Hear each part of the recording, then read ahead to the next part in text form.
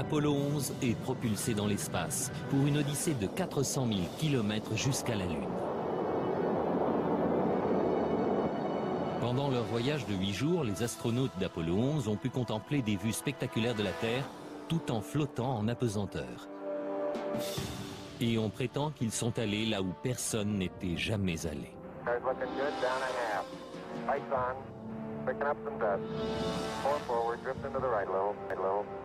Contact light. Okay, engine stop. We copy you down, Eagle. Houston, Tranquility Base here. The Eagle has landed.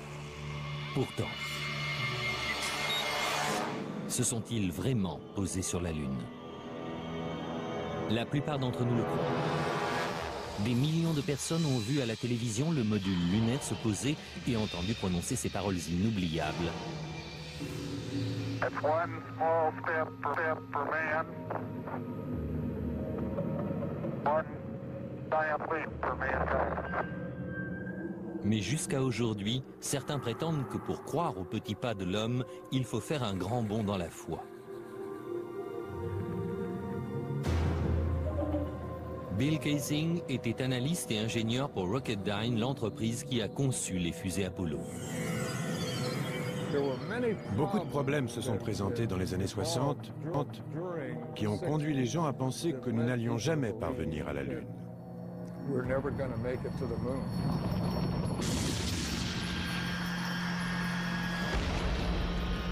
Il y a 30 ans, Bill Kaysing regardait avec le reste du monde Apollo se poser sur la Lune. Mais ce qu'il a vu à la télévision après son expérience à Rocketdyne l'a laissé sceptique. À l'époque, tout ça m'a paru bidon. Je pense qu'intuitivement, je savais que ce qu'on nous montrait n'était pas vrai. En étudiant les images de plus près, il fut choqué de trouver plusieurs invraisemblances. Kaysing remarqua que malgré la clarté de l'espace, les étoiles faisaient défaut dans le noir ciel lunaire. Il a vu le drapeau américain flotter alors qu'il n'y a pas d'air sur la Lune.